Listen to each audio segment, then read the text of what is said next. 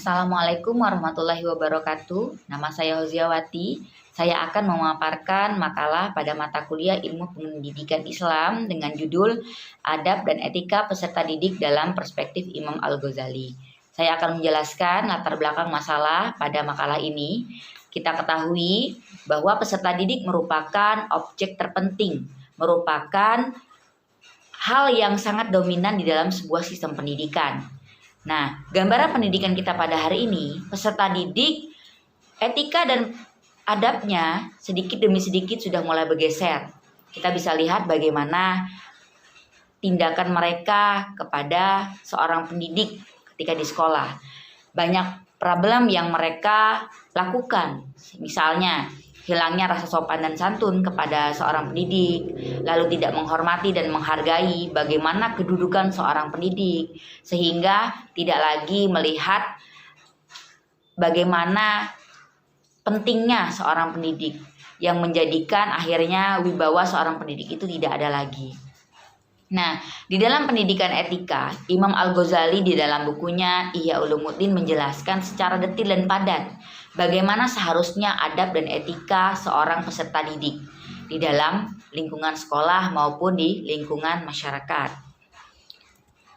Adapun rumusan masalah di dalam makalah ini ada dua. Yang pertama, apa yang dimaksud dengan adab dan etika, dan yang kedua, bagaimana adab dan etika peserta didik menurut Imam Al-Ghazali.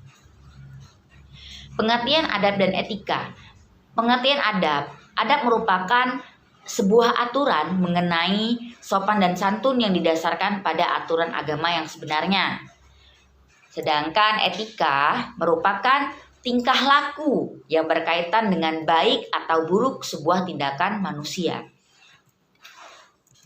Nah, Imam Al-Ghazali mengatakan bahwa etika bukan sekedar merupakan perbuatan, kemampuan, dan pengetahuan, tetapi harus menggabungkan ketiganya. Artinya, antara perbuatan, kemampuan, dan pengetahuan itu harus digabungkan dengan jiwa yang siap memunculkan sebuah perbuatan, kemampuan, dan yang pada akhirnya menghasilkan pengetahuan.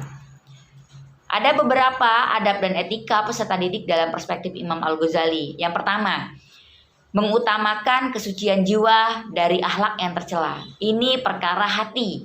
Artinya bagaimana kesucian jiwa seorang peserta didik itu bermula dari bagaimana niat dalam hatinya dalam menuntut ilmu.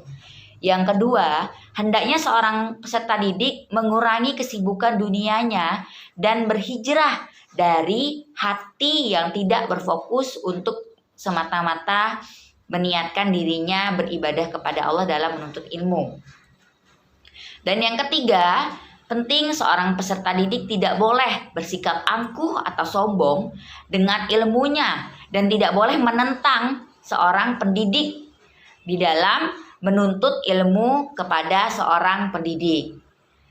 Dia harus menyerahkan seluruhnya dalam artian menjadikan pendidik itu sebagai pengganti orang tuanya di rumah.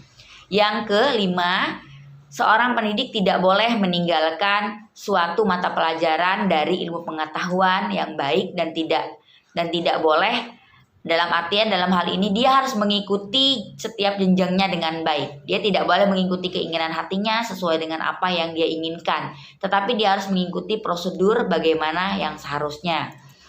Lalu seorang peserta didik juga tidak boleh mengikuti satu bidang dalam ilmu pengetahuan secara serentak. Artinya di dalam hal ini peserta didik harus dipahami memiliki keterampilan dan potensi yang dia miliki. Potensi dan keterampilan yang dimiliki oleh peserta didik itu berbeda-beda. Lalu peserta didik tidak boleh mencemplungkan diri ke dalam satu bidang ilmu pengetahuan yang menyebabkan dia tidak bisa menyempurnakan ilmu pengetahuan yang seharusnya dia dapatkan. Lalu, hendaknya seorang peserta didik mengetahui bagaimana kedudukan dan manfaat ilmu. Itulah etika dan adab seorang peserta didik menurut Imam Al-Ghazali.